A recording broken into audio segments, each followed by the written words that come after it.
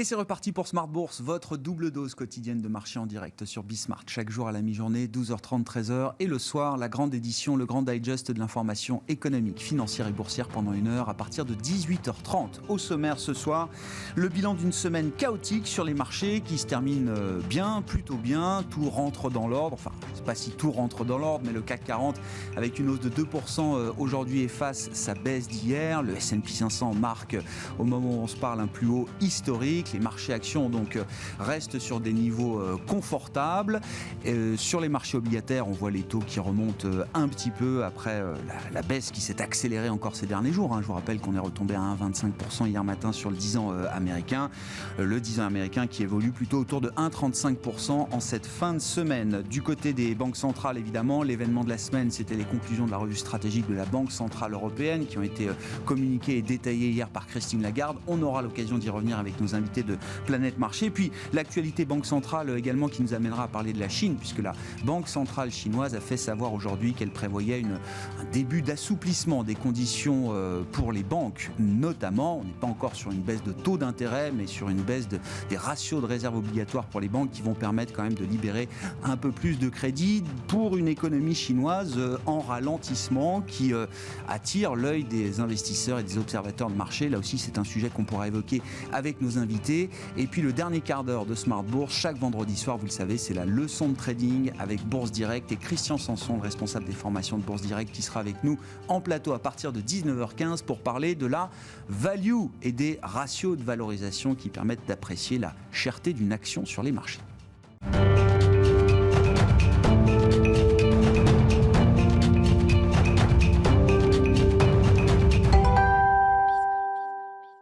Le bilan d'une séance sur les marchés qui permet de remettre les choses dans l'ordre après le coup de chaud d'hier, c'est avec Nicolas Pagnès depuis la salle de marché de Bourse Direct. Clôture dans le vert ce soir pour le CAC 40. L'indice parisien gagne 2,07% à 6529 points. Les investisseurs qui ont suivi de près le rebond généralisé sur les marchés européens aujourd'hui après le recul de la séance d'hier. Un rebond dans un contexte toujours incertain de reprise économique face à la progression du variant Delta dans différentes régions du monde. En Europe par exemple, si l'Espagne et le Portugal sont particulièrement touchés, la France voit la proportion de cas donc du variant Delta progresser sur ces derniers jours. On note que le Japon de son côté, qui doit accueillir les Jeux Olympiques dans quelques jours, a instauré un état d'urgence dans la région de Tokyo. Au-delà du variant Delta, rappelons que l'incertitude sur les marchés est également alimentée par les questionnements autour du changement de ton de la Réserve fédérale américaine depuis mi-juin, mais aussi par les difficultés d'entente au sein de l'OPEP+, sur un relèvement des quotas de production en lien notamment avec l'opposition entre les Émirats arabes unis et l'Arabie saoudite. Les récentes déclarations de la Banque centrale chinoise sur une potentielle réglementation plus forte des fintechs dans le pays laissent également planer le doute sur le potentiel de croissance des entreprises chinoises, notamment cotées à l'étranger. On note d'ailleurs que la Banque centrale chinoise a annoncé baisser le taux des réserves obligatoires des grandes banques en Chine de 5 points de base, une décision qui prendra effet dès le 15 juillet prochain alors que le marché l'attendait plutôt en septembre. La mesure correspond à une injection de liquidité de 1000 milliards de yuan environ et montre la volonté de la Banque centrale chinoise de dynamiser l'économie chinoise alors que celle-ci montre des signes d'essoufflement. Dans ce contexte, les rendements obligataires progressent légèrement portés par un mouvement de flight to quality des investisseurs.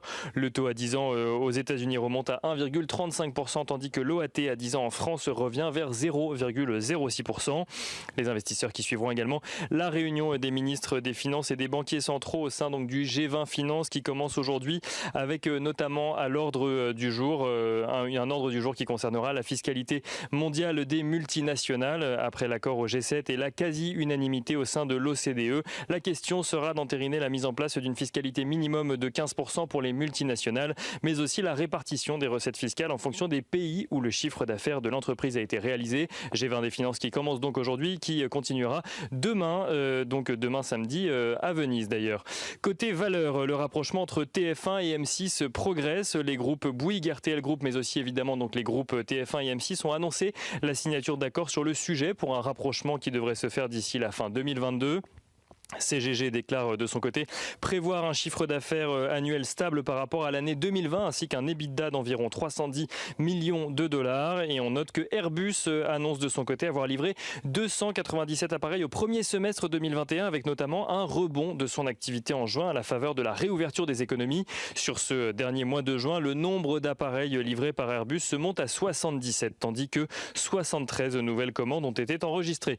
Et on note par ailleurs sur le front des matières premières et notamment du pétrole. Donc on parlait tout à l'heure des oppositions qu'il pouvait y avoir au sein de l'OPEP+, entre les Émirats Arabes Unis et l'Arabie Saoudite. Le baril de Brent progresse sur la séance. Il remonte au-dessus des 75,6 $.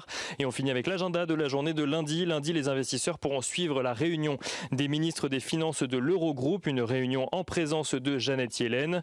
Côté entreprise, Kaufmann & Broad fera le point sur ses résultats semestriels.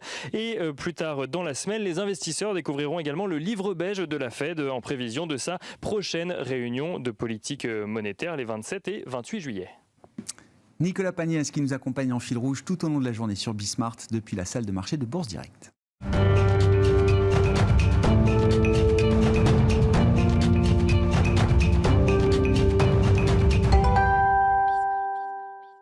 Deux invités avec nous ce soir en plateau pour conclure cette semaine sur les marchés et revenir sur quelques-uns des événements qui ont marqué ces derniers jours. Nicolas Gottsman est avec nous, le responsable de la stratégie macroéconomique de la financière de la Cité. Bonsoir et bienvenue Nicolas. Bonsoir. Merci d'être là. Merci à Florent Delambre d'être avec nous également ce soir. Bonsoir Florent. Bonsoir. Vous êtes stratégiste chez M&G Investments. Oui, je pense qu'on peut se permettre de revenir quelques instants au moins sur les conclusions de la revue stratégique de la Banque Centrale Européenne, puisque c'est la première revue stratégique en 18 ans depuis 2003 pour la Banque Centrale Européenne. On a déjà vu les conclusions de la communication de la BCE hier, mais ça mérite peut-être d'y revenir encore cet après-midi.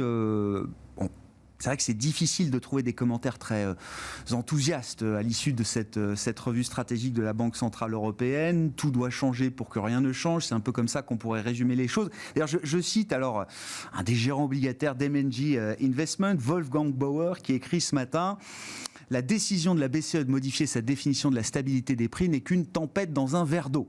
Puis après, comme il faut qu'il remplisse un petit peu quand même son commentaire, il écrit un ou deux paragraphes, mais c'est finalement très court. Et la première phrase résume déjà beaucoup de choses, en tout cas partagées par les observateurs et les commentateurs de marché.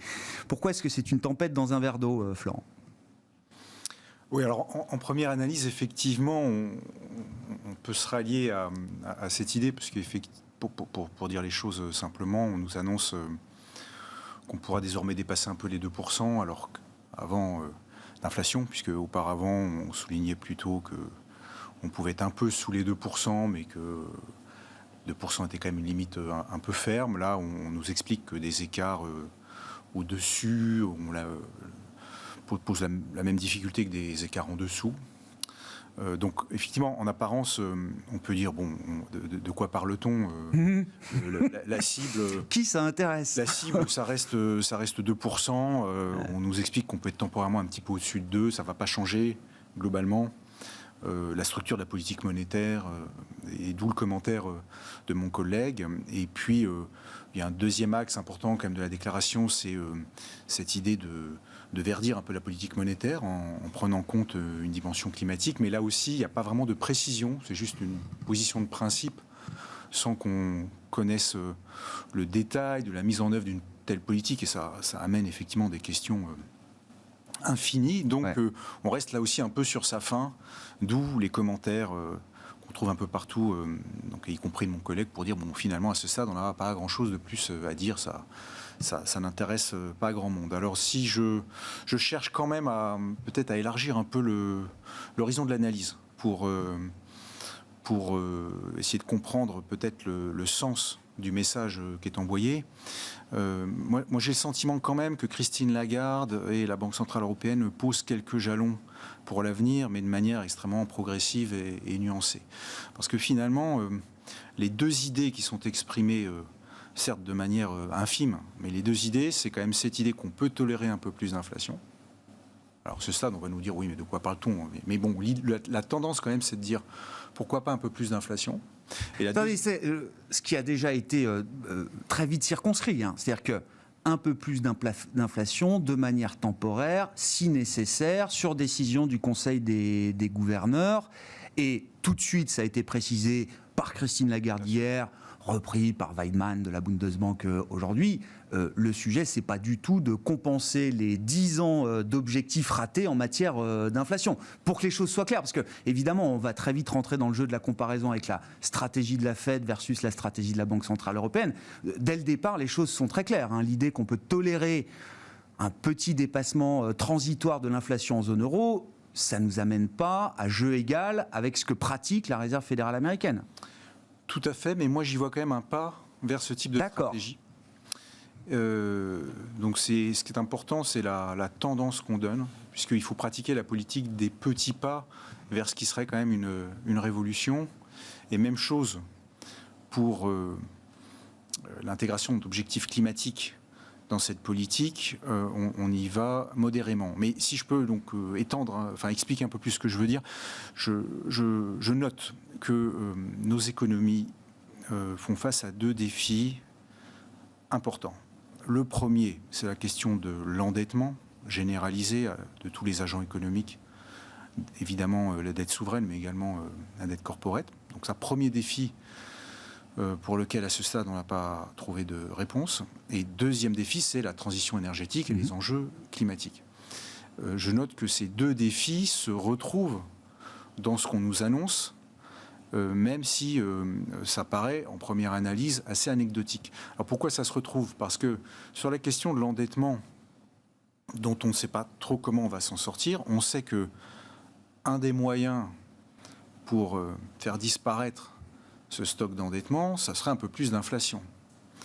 Et je pense que cette idée-là, elle est bien présente dans le monde économique, en particulier dans la sphère universitaire américaine, parce qu'on voit bien que toutes les nouvelles théories monétaires sur cette idée qu'on peut donc avoir recours à l'impression monétaire de manière extrêmement importante, toute cette nouvelle théorie monétaire qui vient de la sphère américaine, ça vise quand même, sans qu'on le dise très explicitement, à produire un peu plus d'inflation. Et pourquoi ça serait bien d'avoir un peu plus d'inflation ? C'est qu'il faut bien éroder le stock de dette. Éponger un peu. Éponger, et donc il faut des taux réels négatifs.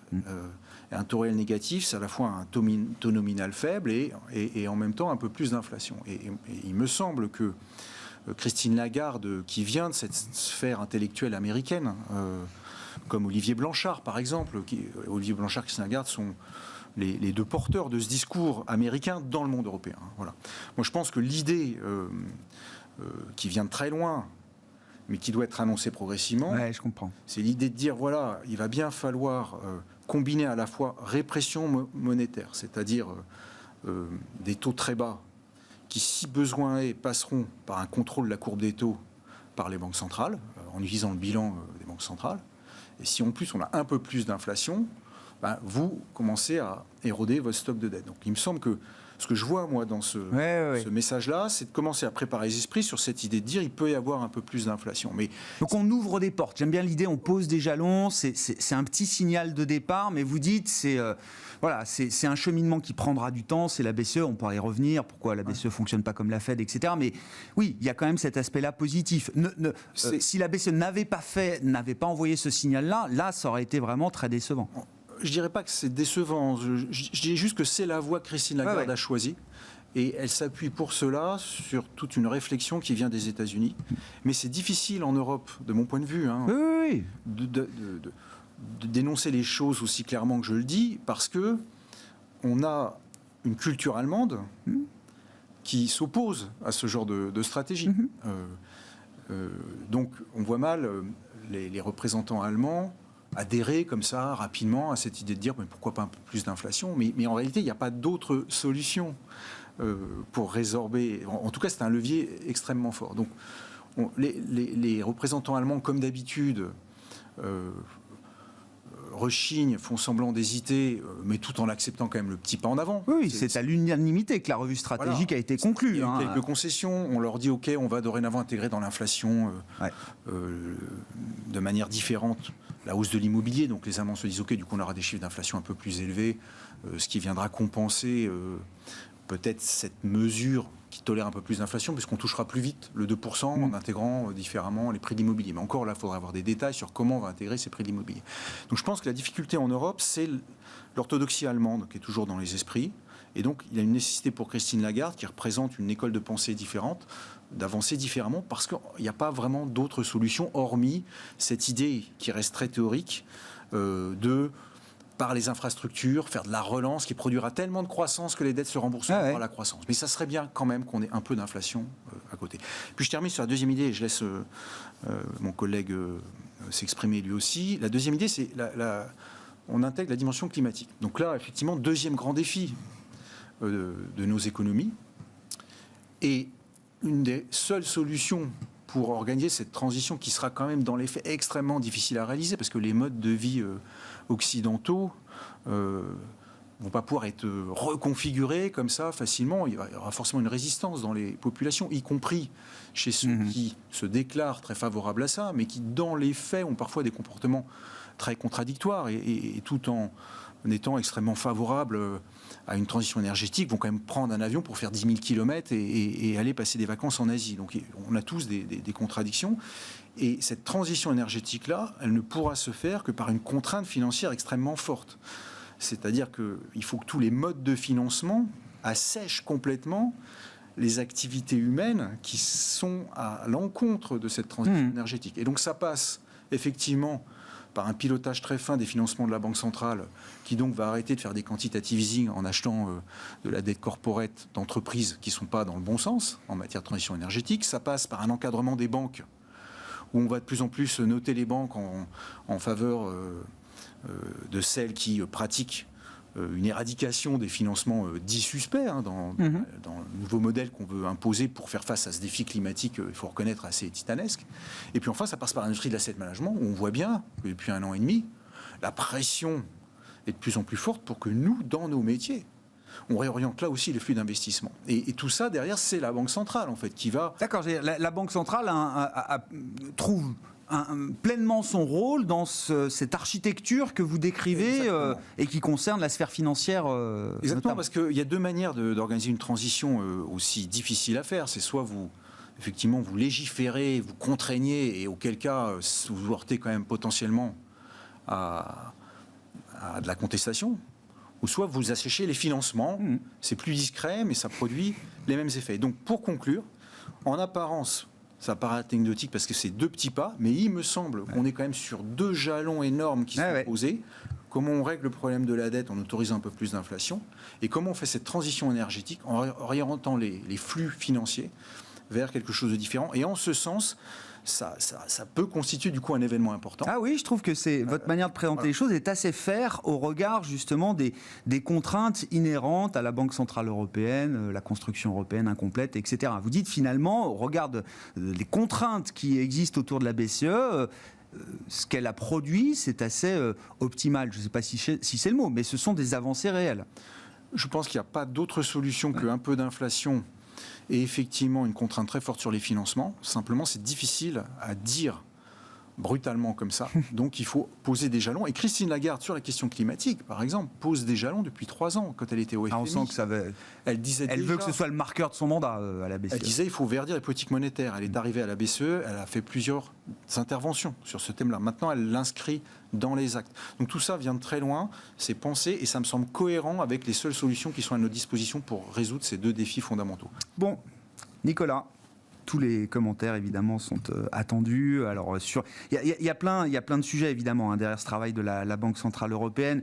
Bon, je vous connais suffisamment pour savoir que vous êtes sans doute un peu déçu, peut-être même beaucoup de la production de la BCE à l'issue de cette revue stratégique. Mais déjà on en discutait avant de commencer l'émission, peut-être pour être fair aussi dans l'analyse qu'on fait de ce travail. Le fait même que ce travail, que cette revue stratégique ait pu être produite par la Banque Centrale Européenne, c'est déjà quelque chose de bien. Alors, le fait que ça ait été initié, c'était intéressant. Et donc, ça, c'est déjà un premier point. Ensuite, le résultat, ça, c'est encore autre chose, on va y venir. Mais le fait que ça ait été initié, effectivement, quand Christine Lagarde est arrivée, je pense que 2 mois après son arrivée, elle a annoncé, elle a déclenché effectivement l'ouverture de ce processus de revue de politique monétaire. Ce qui était intéressant, c'est que d'autres banques centrales l'avaient fait avant elle, notamment le Canada, et notamment donc, ce qui avait été entamé aussi aux États-Unis dès la fin de l'année 2018, et qui avait été entamé notamment par l'arrivée de Richard Clarida au sein de la Réserve fédérale des États-Unis. Ce qui est intéressant, c'est de voir pourquoi les banques centrales en fait, avaient initié ce processus à ce moment-là. Et là, en fait, le constat, il est le même en Europe et aux États-Unis. C'est que, en fait, ce qui s'est passé, c'est que suite à la grande récession, tout le monde s'est rendu compte que le niveau de croissance qu'on avait atteint après la reprise de la grande récession était insatisfaisant pour tout le monde.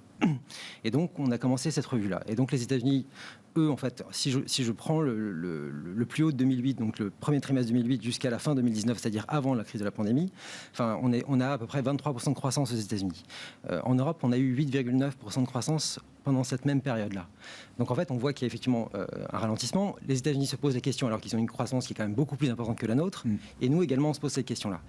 Le processus de revue aux États-Unis, en fait, a abouti à une conclusion qui est assez simple, c'est que finalement, en fait, ils avaient mis en place, on va dire, dès 2012, mais en fait, c'était déjà le cas implicitement avant, une méthode qui s'appelle donc le inflation targeting pour leur banque centrale. Donc on va viser effectivement une cible d'inflation à 2%.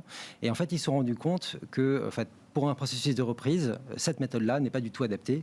Et du coup, en fait, ils ont réussi, simplement à se dire qu'en fait, il fallait changer de méthode parce que celle-là, lors d'un processus de reprise, n'est pas satisfaisante et vous donne en tout cas des résultats qui sont incomplets et insatisfaisants. Du coup, en fait, ils ont changé leur mandat et ils ont créé un mandat donc, qui s'appelle le Flexible Average Inflation Targeting, qui est en fait un mandat hybride qui prend deux mandats différents. C'est-à-dire, on a un mandat qui s'appelle donc Price Level Targeting, qui est de court terme, qui cherche en fait à pousser la reprise de façon maximale pour la période de reprise. Et une fois qu'on a récupéré tout ce qu'on a perdu pendant cette crise-là, une fois qu'on a réussi à compenser tout ce qui a été perdu en termes de croissance, en termes d'emploi, on revient à un régime normal, de régime de croisière. Donc très bien. Voilà. La Banque Centrale Européenne est confrontée aux mêmes problématiques. Le problème, c'est qu'elle a encore une fois fait moins de 40% que ce qu'avait fait en termes de croissance les États-Unis. Ouais. Donc elle souffrait beaucoup plus fortement de cette situation-là que les États-Unis. Et elle a choisi, en fait, non pas d'arrêter le mandat d'inflation targeting qui était plus restrictif déjà que celui de la Fed, mais l'a confirmé hier en disant, en fait, on va continuer avec le régime d'inflation targeting. La seule chose qu'on va faire, c'est qu'on avait avant un mandat qui était donc ce qu'on appelait donc inférieur mais proche de 2%, ce qui veut dire implicitement qui était de 1,8%. Aujourd'hui, on passe explicitement à 2%, donc il y a une toute petite marge de manœuvre. Effectivement, comme vous l'avez dit avant, comme on va ajouter une petite dose d'inflation dedans qui vient de l'immobilier, en fait, on va retrouver, c'est calculé entre 0,10 et 0,30, on va retrouver le même niveau de 2%. Donc, factuellement, en fait, c'est quasiment aucun changement. Inchangé. Si on considère, allez pas trop vite Nicolas, oui. Mais si on considère en intégrant donc le coût implicite des loyers, notamment le prix de l'immobilier que paieraient les propriétaires qui occupent leur loyer, donc ce sont des mesures qui sont très compliquées, c'est un vrai casse-tête pour les forecasters, pour les économistes, mais on est capable de faire ce travail rétrospectif. Vous dites c'est un dixième, c'est 0,1 point d'inflation en plus, 0,1, 0,2 points d'inflation en plus. Selon les mesures de la BCE elle-même, c'est quasiment zéro. Si je prends les estimations de Goldman Sachs, c'est entre 0,10 et 0,30 selon la méthode. La méthode qui est appliquée, c'est celle de l'acquisition nette. Celle-ci, elle est estimée à peu près à 0,20 points aujourd'hui, actuellement. Donc, on retrouverait les 2%. Donc, c'est ça, voilà. Si la cible, c'était un 8, la cible implicite de la BCE, c'était un 8. Si on rajoute ces 0,2 points, voilà, pour faire une moyenne, on arrive à 2%. Et donc, vous neutralisez l'ensemble. Ouais. Et donc, voilà, vous arrivez à ça. Et ce qui est, je trouve, assez fabuleux quand même, c'est que la notion de symétrie qui est annoncée depuis 2016 par Mario Draghi par la BCE a été répétée et confirmée à plusieurs reprises là, et en fait je pense que tout le but de la BCE c'était justement d'insister sur cette notion de symétrie, de dire que quand l'inflation est plus basse que 2%, ils vont réagir aussi fortement que quand elle est plus haute que 2%. Et dans le même temps, dans le communiqué, ils annoncent qu'ils n'accepteraient qu'une inflation plus haute par rapport à 2% que légèrement et transitoire. C'est-à-dire qu'ils indiquent explicitement dans le mandat qu'en fait c'est tout à fait asymétrique comme approche. Il ne parle pas du cas d'une inflation qui serait plus basse. Qui serait inférieure. Parce qu'en même temps, c'est ce qu'on vit depuis la création de la Banque Centrale Européenne. En fait, on confirme implicitement qu'en fait, l'inflation va être plus basse que 2% et qu'on pourrait éventuellement tolérer une inflation plus forte que 2%, mais seulement de façon transitoire et asymétrique. Et d'ailleurs, on le voit suite à l'annonce, s'il y avait eu une réaction du marché, elle aurait dû donc du coup intégrer le fait qu'il y avait une inflation qui était peut-être plus forte attendue au sein de la zone euro. Le marché aurait dit non, il n'y a pas de réaction. Parce que la BCE n'est pas crédible dans son annonce, justement parce qu'elle affiche une symétrie qu'elle dégomme elle-même dans son mandat, dans sa déclaration hier. Et ce que je trouve encore plus, et là ce qui est assez intéressant, c'est qu'elle prend en plus un risque qui est assez important, c'est qu'elle a donc une réunion qui est prévue dans quelques jours, et que dans cette réunion-là, elle a annoncé que, pour le moment, les anticipations de la BCE, c'est 1,4% d'inflation pour 2023. Donc le mandat de la BCE, c'est une inflation à moyen terme à 2%. Donc, logiquement, selon son nouveau mandat d'asymétrie, elle devrait assouplir sa politique monétaire pour retrouver les 2%, mais ce qu'elle ne fera pas. Non. Et donc, à la prochaine réunion de la BCE, déjà, le nouveau mandat ne sera déjà plus crédible auprès du marché financier. Est-ce que c'est... Non, mais bon, c'est intéressant, hein. Est-ce que c'est le début d'une histoire, comme disait Florent? Est-ce qu'on est quand même en train de poser des jalons parce qu'on sait comment ça fonctionne? Il y a ce qui est écrit, le mandat, la revue stratégique, les conclusions telles qu'elles sont énoncées dans les communiqués de la Banque Centrale Européenne. Il y a toujours un peu de place pour l'interprétation. Est-ce que dans l'exercice pratique de la nouvelle fonction de réaction de la Banque Centrale Européenne, est-ce qu'il y a quand même un peu de place pour que la politique monétaire soit conduite à terme différemment? Je pense que ça, c'est surtout une question d'homme. De toute façon, mercredi, lorsqu'on a eu les premières informations sur le nouveau mandat de la BCE, Peter Pratt en discutait et indiquait effectivement... Ancien chef économiste de la Banque Centrale Européenne. Chef économiste, voilà, et en parlait auprès de Bloomberg en disant qu'effectivement, une décision de politique monétaire se prend à la majorité, mais une décision de révision stratégique se prend à l'unanimité. Oui. Donc on a 25 personnes autour de la table, et en fait, ce dont on se rend compte, parce que là, je pense que c'est assez flagrant, c'est que quand je regarde le processus de la revue de politique monétaire américaine et que je vois la quantité de papiers qui ont été produits, la demande aussi auprès du monde académique qui a produit énormément de papiers, de recherche et qui allait très loin dans cette recherche-là, et quand je vois ce qui a été produit par la BCE et les discours qui ont été prononcés, franchement, il n'y a pas de comparaison possible entre les deux. Et ce qui est assez triste, c'est de se dire que finalement, ce qui s'est passé mardi soir dans le conseil de la BCE, c'est surtout une transaction qui a eu lieu entre quelques pays et non pas une discussion sur quel est vraiment l'avenir économique de cette zone euro. Et que stratégiquement, en fait, on avait justement, avec ce processus de revue, on avait l'occasion de réfléchir à ce que pouvait être l'orientation macroéconomique européenne. Ça n'a pas été le cas, ça a été une transaction qui a été faite et entre les différents membres. Effectivement, on peut dire qu'il y a une petite avancée et je pense qu'effectivement, de toute façon, on va avoir une pression qui va être des États-Unis, mais surtout du monde académique, et parce que le temps de l'austérité est un petit peu passé, que les idées maintenant ont un peu évolué et que cette pression-là, elle va s'exercer dans le temps. Peut-être que l'Europe n'était pas prête, mais cela dit, il a déjà pris une décennie de retard. Et là, quand je regarde les estimations qui sont faites soit par la Commission européenne, soit par le CBO aux États-Unis, on arrive à prévision entre 2020 et 2022, 2,4% de croissance totale pour la zone euro. On est à 8,1% aux États-Unis, 1,7% pour la France. Et malgré ce décalage qui est gigantesque, c'est-à-dire qu'on ne fait même pas 30% du résultat américain, on choisit d'en faire moins du côté de la revue que les États-Unis. Oui, je Donc comprends. c'est vraiment, on va dire, il y a un décalage. Pour vous, il y a une incohérence. Il y a une incohérence totale et surtout, on est en train de, encore une fois, on a perdu une décennie, on s'apprête à en perdre une deuxième si on n'en fait pas davantage pour sauver la reprise européenne. Ce qui est fabuleux dans cette histoire-là, c'est quand même de se dire, on ouvre une revue de politique monétaire dont le résultat devrait être clairement de cibler la problématique qui est posée par le régime d'inflation targeting qui ne permet pas une reprise suffisante. On se prend la pire crise depuis 1945, depuis ce moment-là, c'est-à-dire que la revue a été ouverte avant, et on choisit de ne rien faire, alors qu'on sait très bien que ce régime-là a conduit à la décennie perdue de l'année précédente, enfin de la décennie précédente. Ouais. Bon, je comprends que la BCE va pas assez full-in, selon vous, Nicolas, c'est le moins qu'on puisse dire.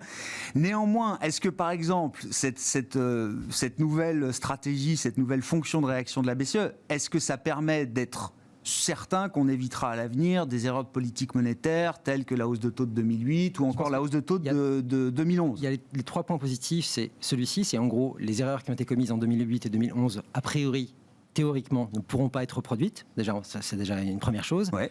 La deuxième chose, c'est qu'il a été indiqué, ça c'était à mon avis, pour moi c'était une surprise, c'est que le processus de revue va être remis sur la table pour l'année 2025, c'est-à-dire que comme la Fed, c'est-à-dire que la Fed avait déjà annoncé également qu'il le remettrait sur la table, et que là en fait on sait qu'on est en fait dans une en fait, le processus des inflationnistes qu'on a initié dans les années 80, on a changé, on est en train de partir sur une autre vague. On va très très lentement en Europe, ils vont un peu plus vite aux États-Unis. Sans doute que, et quand on voit ce qui se passe au sein de la Fed elle-même, on sait que les économistes de la Fed visent, avant je parlais de la décomposition entre le price level targeting et le inflation targeting, on a fait quelque chose de transitoire et d'hybride pour le moment. Sans doute qu'à l'avenir, on ira directement vers le price level targeting complet aux États-Unis, et sans doute que ça va être progressif, ça va être sans doute le cas également. On ciblera le niveau des prix. On ciblera le niveau, enfin l'indice des prix avec une progression de 2% à prévoir dans le temps, soit ça, soit sur le PIB nominal. Donc on verra l'un ou l'autre, mais ça sera donc des mandats qui seront beaucoup plus agressifs, qui nous permettront d'avoir plus de croissance, plus d'emplois, donc tant mieux. Et voilà, sauf que dans ce processus-là, apparemment, et c'est beaucoup plus difficile en Europe, évidemment, c'est pas la culture monétaire européenne, enfin ça, si on a une, et voilà, donc ça sera plus lent, malheureusement. Bon. On a fait le tour à peu près, je crois, en deux parties avec Florent Delorme, Nicolas Gottsman. Je voulais qu'on parle un peu des marchés, peut-être aussi, Florent, parce que la semaine, au-delà de l'événement Banque Centrale Européenne, a été un peu chaotique, là, enfin en tout cas sur les 2 derniers jours. Je ne sais pas, est-ce qu'on peut extraire déjà quelque chose de ce très court terme de marché, sachant qu'il y a quand même aussi des tendances depuis plusieurs semaines, 2 mois maintenant, de rechute des taux longs américains, notamment, retombé à 1,25% hier, le 10 ans allemand qui dans le sillage retombe sous moins de 30 points de base, c'est ce qu'on a vu également ces dernières heures. Je ne sais pas, est-ce qu'il y a quand même des enseignements à tirer de ces signaux de marché, et si oui, lesquels? Un certain nombre d'acteurs de marché s'interrogent quand même sur le scénario économique. Il y a 2 questions. La première question, effectivement, c'est la résurgence d'un variant Delta dont lambda, epsilon, enfin oui. Qu'il pourrait, parce que les populations ne sont pas complètement vaccinées, rapidement provoquer à nouveau de la distanciation sociale, des confinements partiels et donc à nouveau des pertes d'activité. Donc je pense que le marché avait un peu perdu de vue cette hypothèse, parce que c'est vrai que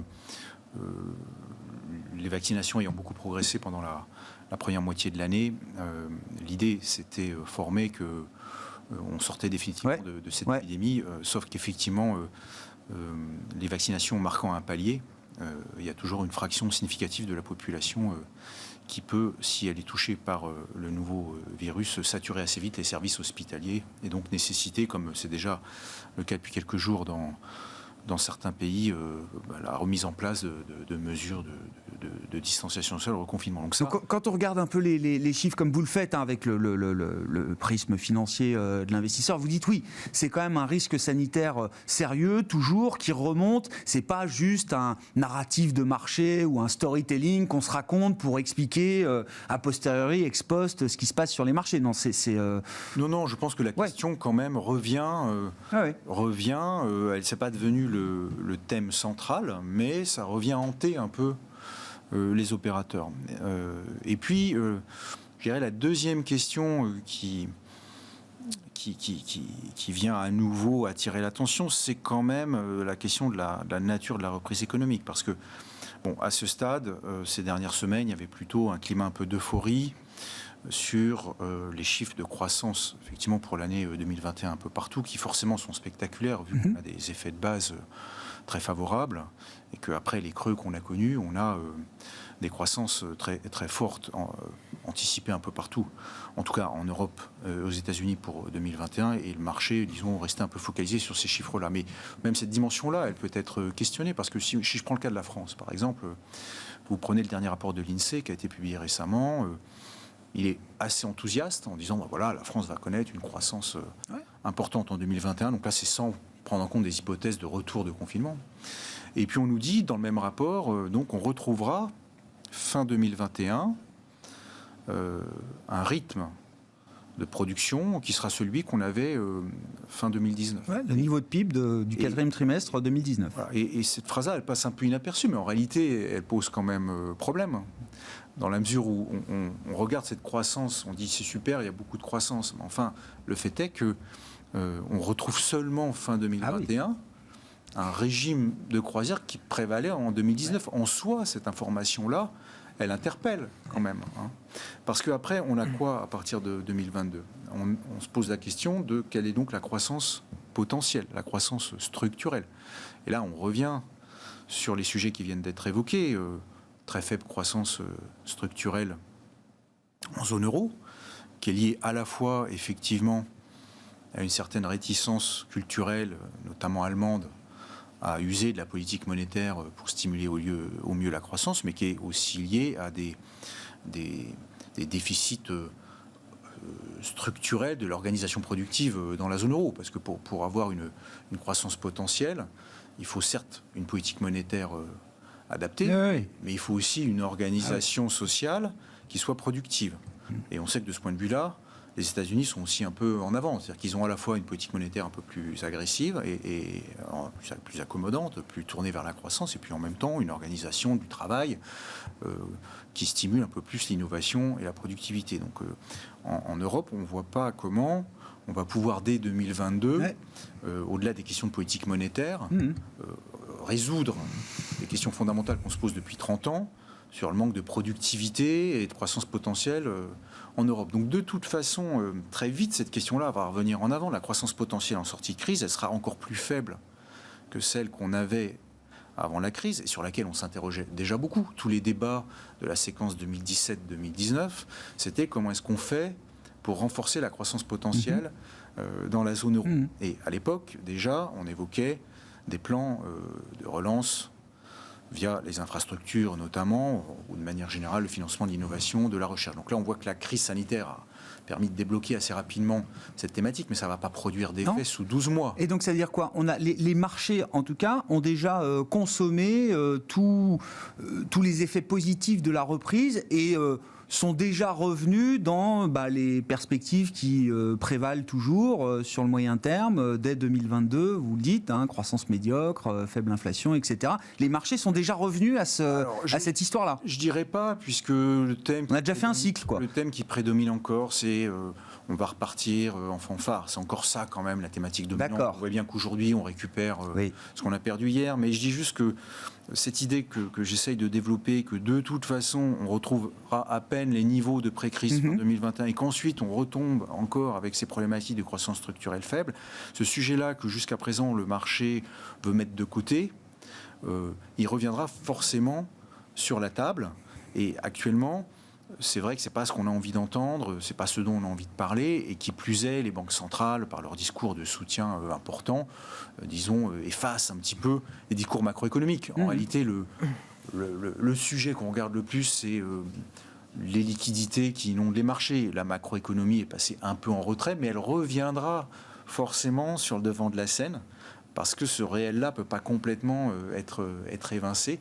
Et donc, ce que je vois hier, c'est un début de questionnement autour de cette question. Ce n'est pas encore un thème qui s'impose, mais c'est forcément un thème, il me semble, qui finira par s'imposer au cours du second semestre. Bon. Alors, la zone euro, évidemment, encore une fois, on ne va pas refaire la comparaison zone euro-États-Unis, mais cette question, mais c'est intéressant, Nicolas. On parlait que d'inflation, de risque de surchauffe il y a encore quelques semaines à peine. Maintenant, c'est boum, on revient, inquiétude sur la croissance. Quelle sera la croissance demain, dans les prochains mois? C'est un sujet même pour les États-Unis, ça, aujourd'hui, parce que ce qui a guidé quand même la baisse des taux, ça reste les taux américains. Les taux européens n'ont fait que suivre le mouvement des taux américains. Je parle sous votre contrôle. Ouais, non, mais c'est ce qu'on avait parlé la dernière fois. Oui. Le virage, il a eu lieu le 12 mai. Le 12 mai, on a eu... c'est une date pour vous, vous n'en sentez pas. Le 12 mai, il faut le rappeler, c'est la publication du CPI, donc l'indice des prix à la consommation aux États-Unis pour le mois d'avril, toujours décalé, qui est le premier gros chiffre. Voilà, c'est la première surprise. En fait, c'est la surprise à la hausse des chiffres de l'inflation. Et à partir de là, en fait, je pense qu'il y a eu tout simplement ce qui s'est mis en place, c'est une défiance du marché à l'égard de la volonté de la Fed, effectivement, d'accepter une inflation qui soit supérieure à un niveau de 2%, de façon assez durable. Manifestement, quand on a eu ensuite la réunion de la Fed, plus les déclarations des uns et des autres, on a vu qu'il y avait effectivement une réticence. Et quand on a vu les minutes qui ont été publiées mercredi, même chose. C'est-à-dire qu'on voyait qu'il y avait une réticence par certains gouverneurs, notamment on va dire des provinces aux États-Unis, qui ont commencé effectivement à avoir un discours qui était un peu plus orienté sur attention, l'inflation est un peu trop élevée, ça ne va pas aller. Or, toutes ces personnes ont signé le nouveau mandat en août dernier et ils devraient justement avoir une cohérence et montrer au marché qu'ils souhaitent voir effectivement le nouveau mandat se réaliser comme il l'était, et donc laisser l'inflation filer au-dessus du niveau de 2% de façon assez large, même, enfin, c'est pas très grave. Or, c'était pas tout à fait le narratif, parce que ce qu'on avait vu, en fait, depuis le début de l'année, les anticipations d'inflation, effectivement, étaient assez faibles, et il y avait beaucoup de gens qui doutaient sur la capacité, notamment, et du budget et de la monétaire, de revenir avec une inflation qui soit supérieure à 2%. Ouais. Assez rapidement, on est revenu avec des chiffres très importants. Maintenant, on est à 5%. Donc, effectivement, on voit que, d'une part, la politique monétaire et budgétaire est tout à fait capable, effectivement, de relancer l'inflation. On l'a, effectivement, pour des problèmes d'offres également. Donc, elle en est capable. Et du coup, on a commencé à avoir donc, une réaction du marché par rapport à ça. Et en fait, ce qui me semble problématique aujourd'hui, c'est que la Fed, au lieu de dire, écoutez, l'inflation est élevée, très bien, c'est ce qu'on cherche. C'est ce qu'on cherche. Ouais. Et voilà, commence à avoir un effet, on va dire, de mettre quelque part en arrière. Mais elle a le même problème de crédibilité que la BCE, alors vous êtes en train de nous nous dire, Nicolas, la Fed? Exactement. Et en fait, ce qui m'inquiète là-dedans, et là, je pense que c'est assez intéressant, c'est qu'en fait, les gouverneurs importants aux États-Unis, c'est John Williams de New York, qui lui, on va dire, a plutôt été bon, on va dire, dans sa communication après. Il a plutôt été rassurant en disant que le nouveau mandat ne change pas, il n'y a pas de problème. Powell a plutôt été bon aussi sur ce côté-là. Et il y en a deux qui manquent, c'est Lael Brainard, qui devrait être un peu plus, pousser un peu plus, et elle n'a pas parlé depuis le dernier FOMC. Et surtout, Richard Clarida, qui a mené la revue, qui n'a pas parlé depuis ce moment-là. Ce qui sont les membres du directoire de la Fed, c'est ça. C'est pas les Fed régionales, mis à part New York, mais qui est une Fed particulière. Et qui sont les 4 les plus puissants, notamment dans toute la période de crise de l'année dernière. Ils étaient tous les 4 ensemble. C'est eux qui ont vraiment fait la politique monétaire américaine. Et donc lui n'a pas parlé. Et ce qui est assez surprenant, parce qu'encore une fois, c'est lui qui a quasiment conçu cette revue-là. Et ce qui me semble, ce qui à mon avis me semble important, c'est que Clarida en fait finit son mandat en janvier de l'année prochaine. C'est-à-dire qu'il lui reste seulement 6 mois là maintenant. Donc il va devoir s'exprimer. Il va sans doute s'exprimer, mais que la question de son remplacement va commencer à se poser, que ça pose un problème effectivement, parce que théoriquement, au niveau théorique, c'était sans doute le plus avancé au sein du board. Maintenant, il y a Christopher Waller qui est arrivé, qui va également apporter quelque chose, une touche technique dans ce board-là. Mais la question de ce remplacement va donc se poser. Or, ce qui se passe en ce moment, c'est que d'abord, il pouvait y avoir un doute des équipes de Biden sur le fait de remplacer Powell ou pas. Je pense que maintenant, j'ose espérer qu'ils vont vouloir confirmer Powell. Sauf que si on confirme Powell, qui est considéré comme républicain, il va falloir trouver d'autres personnes pour remplacer les deux sièges qui vont remplacer. Donc il y a Quarles qui va sauter, qui lui s'occupe de la régulation bancaire. Lui, ça sera en octobre. C'est pas forcément important. Et évidemment, l'équipe Biden va prendre quelqu'un qui va souhaiter beaucoup plus réguler le monde bancaire que le souhaitait Quarles auparavant. Mais surtout, on a le remplacement de Clarida. Et là, ça va devenir vraiment très important. Il ne faut pas se tromper dans le casting. Et sans doute que comme ils vont garder Powell, comme il y a une pression aussi de la démocrate sur le parti, ils vont vouloir trouver une femme. Et donc, a priori, il y a plusieurs profils qui peuvent sortir. Notamment, c'est les membres du CEA. Donc, il y a plusieurs personnes qui sont là, qui seraient parfaites pour le rôle. Mais il faut trouver quelqu'un de suffisamment agressif pour pouvoir remplacer Clarida, pour pouvoir justement continuer cette question de réorientation de la politique américaine. Je souris, mais c'est clé, vous l'avez dit. Et ce sont aussi des histoires d'hommes et de rapports de force entre personnes humaines au sein de ces conseils. C'est même essentiel. C'est même essentiel. Il y a quelque chose qui est fondamental là-dedans, c'est de se rendre compte, par exemple, sur la reprise américaine lors de la grande récession, Bernanke souhaitait aller plus loin dès 2008, sauf qu'il a été plutôt contraint par un board qui était plus conservateur que lui. Et en fait, lui a fait une carrière académique. Il n'avait pas, en fait, je pense, les facultés, on va dire, sociales ou personnelles, il va convaincre les autres. Et en fait, Bernanke a pris un coach tout l'été 2012 et il s'est fait coacher et il a réussi à convaincre. Et à sortir en septembre 2012, il nous a sorti le QE3 et il était content. Et ça y est, ils ont réussi à faire quelque chose simplement parce qu'il a réussi à convaincre les autres. Et voilà, donc c'est effectivement essentiel. C'était une des grandes forces de Mario Draghi, qui était un peu brutal parfois en la matière pour imposer l'agenda, imposer des décisions au Conseil. Mais ça me rappelle la période de remplacement justement du trio de la BCE à l'époque, Draghi, Pratt et Curé. Voilà. Ça a été un moment important aussi pour la BCE. Il nous reste 2 minutes. Je ne sais pas, est-ce qu'on dit un petit mot de la Chine quand même, Florent? Parce que on parle de banque centrale. La banque centrale chinoise, visiblement, se prépare à rentrer en action. C'est-à-dire que... l'économie chinoise est en phase de normalisation, mais commence peut-être à donner de tels signes d'essoufflement que la Banque centrale chinoise, qui a rien fait pendant la crise, quasiment, est peut-être sur le point d'assouplir un petit peu certaines conditions monétaires, notamment à destination des banques, pour lâcher un peu de crédit. Je ne sais pas, est-ce qu'il y a un signal intéressant là, derrière ce mouvement de la Banque centrale chinoise? Il me semble que ça illustre en partie ce que j'ai expliqué tout à l'heure, c'est-à-dire quand on revient... à la normale, passé le redémarrage, on retrouve les problèmes qu'on avait avant, c'est-à-dire des économies dans leur ensemble obligées de s'endetter toujours plus, de stimuler toujours plus, parce qu'il y a un problème du rendement de la dette, au sens pour $1 de dette mis sur la table, j'ai combien de croissance? Et on sait que depuis plusieurs décennies, il y a un rapport entre la dette qu'on met sur la table et la croissance qu'on obtient qui est de plus en plus faible. Et c'est ça le problème un peu structurel de l'économie mondiale, c'est ce déficit de productivité, cette nécessité de mettre toujours plus de dette pour avoir un peu de croissance. Et là, donc la Chine a de l'avance sur l'Europe et les États-Unis, puisqu'elle a redémarré très très vite et très très très fort. Elle a mangé son pain blanc. Là maintenant, elle retombe dans un cycle un peu plus normal, d'ailleurs perturbé effectivement par la hausse des matières premières notamment. Et donc là, on retrouve les problèmes. Et donc, il faut restimuler à nouveau, ce qui montre que la crise sanitaire, non seulement a ajouté des problèmes, puisqu'on sort avec un endettement titanesque. Si je prends par exemple le cas de la France, la dette totale supplémentaire pour l'ensemble des agents économiques dette souveraine privée et publique, c'est 50% du PIB. Voilà ce qu'on a ajouté. Juste dans le cas de la France, tout dans le monde, c'est entre 25 et 40% en moyenne.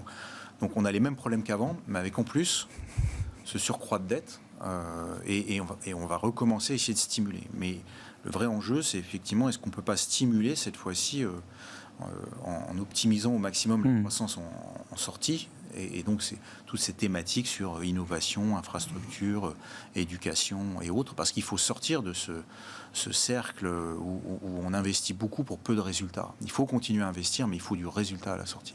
On s'arrêtera là pour ce soir. Merci beaucoup, messieurs. Merci d'avoir été avec nous pour nous éclairer sur ces sujets de marché autour des banques centrales. On en aura beaucoup parlé encore aujourd'hui dans le sillage de les annonces de la Banque centrale européenne cette semaine. La semaine prochaine, il y aura beaucoup de discours de membres de la Réserve fédérale américaine et Jérôme Powell, pour ceux qui s'y intéressent, qui sera convoqué devant le Congrès comme tous les 6 mois pour témoigner devant la Chambre des représentants, puis le Sénat. Merci beaucoup, messieurs. Florent Delorme qui était avec nous, stratégiste chez M&J Investments, et Nicolas Gossman, responsable de la stratégie macroéconomique de la financière de la Cité.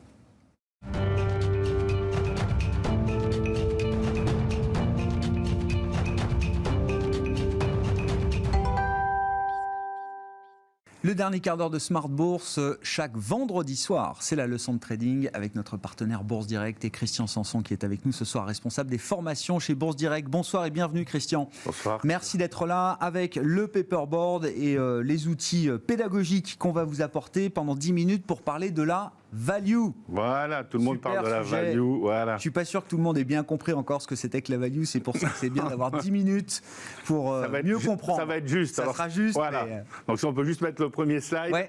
Voilà. Déjà, Grégoire, je vais vous poser une question. Imaginons que vous sortiez dans la rue et que vous disiez, voilà, hop, cet appartement, il est super et tout, machin. Je vais l'acheter et je pense que dans 2 ans, je vais le revendre avec une plus-value. Ça vous est déjà arrivé. J'espère. Voilà, oui. une voiture, un appartement. Oui. Alors, je traduis ça en mathématiques. Vous dites, je suis sûr que dans 2 ans, ou plus tard, je vais revendre l'appartement plus cher que ce que j'ai acheté. Ça veut dire que vous êtes persuadé que vous l'avez acheté aujourd'hui bon marché. Comment je peux dire que l'appartement est bon marché? Est-ce que vous avez une réponse?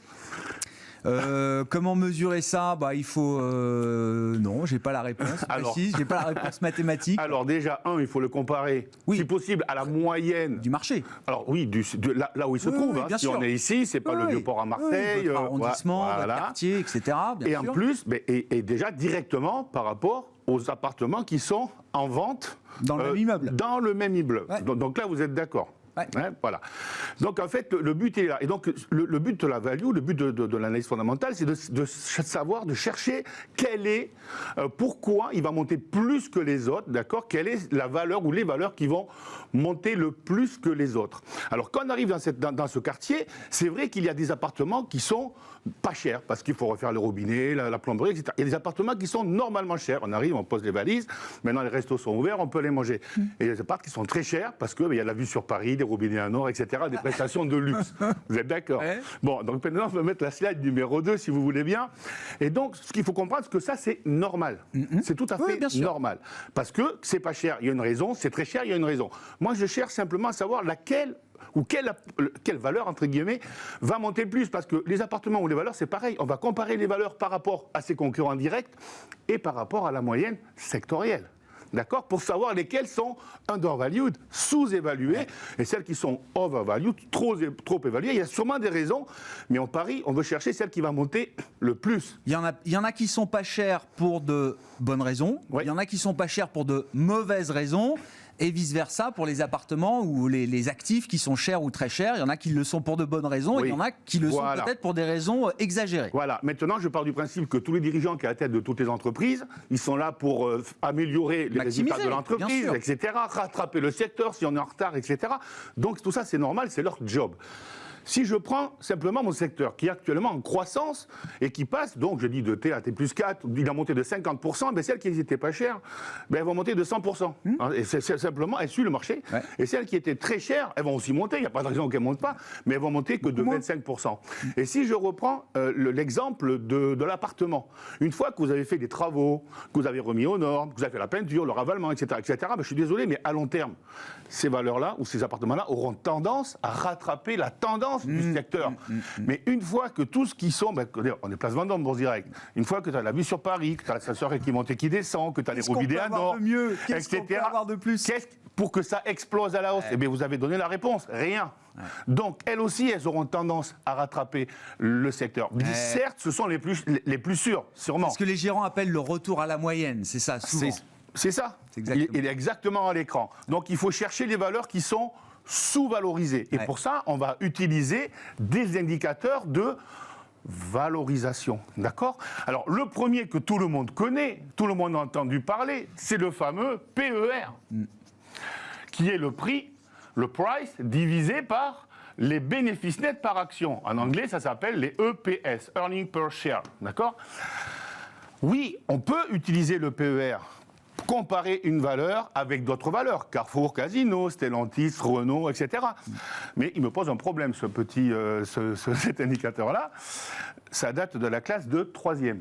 Encore une fois, pourquoi il me pose un problème ? C'est quoi la définition ? C'est le prix divisé par les résultats, les bénéfices. Et donc, si l'entreprise ne fait pas de bénéfices.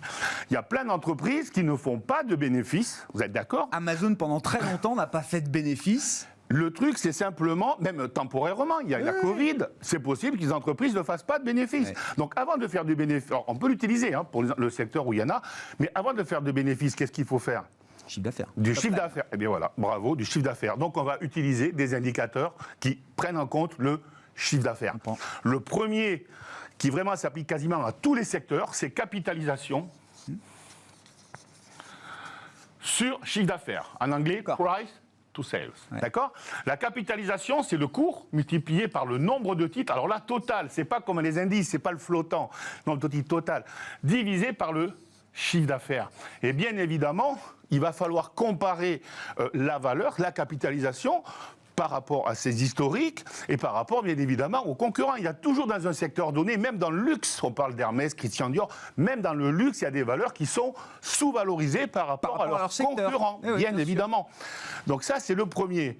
Alors ensuite, je sais qu'il y a un petit peu des maniaques de la dette. Bon là, les taux se sont détendus, mais comme les taux étaient en train de monter, on dit ça y est, c'est parti, si on part 2-3%, c'est vrai qu'une entreprise qui est plus endettée sera plus risquée qu'une entreprise qui est moins endettée. Dans ces cas-là, il existe un autre ratio qui s'appelle valeur de l'entreprise, d'accord, sur chiffre d'affaires. C'est pareil. Mais la valeur de l'entreprise, en fait, c'est la capitalisation plus les dettes, ou au moins l'excès de trésorerie, parce que c'est possible qu'elle soit un excès de trésorerie, divisé par le chiffre d'affaires. Et on voit bien que deux entreprises égales, chiffre d'affaires égal, capitalisation égale, celle qui a plus de dettes aura le ratio le plus élevé. Bien sûr. Elle est plus chère. Nous, on cherche toujours, il ne faut pas oublier, on cherche les valeurs les moins chères. Donc toujours avec les ratios les plus faibles. Donc ça fait déjà 3 ratios. Alors en général, on prend plutôt celui-là. Warren Buffett, il adore celui-là. D'accord ? Voilà. Celui-là, on peut, pas de problème. Mais de toute façon, il faut prendre le même pour tous. Il y en a un autre, c'est plus théorique, mais c'est vrai. C'est cours sur actif net comptable. En anglais, ça s'appelle price divisé parce que c'est la book value per share. D'accord ? Pourquoi ? Parce que l'actif net comptable, c'est le prix de revient à l'achat des machines, des outils, etc. Et c'est pas normal qu'une entreprise vaille moins cher que ses actifs. C'est la valeur comptable des actifs. C'est ça. Si je liquide l'entreprise, combien je récupère ? C'est la valeur à la casse. C'est pas, ça tient pas compte de l'appréciation, etc., de l'usure du matériel, c'est simplement la valeur comptable.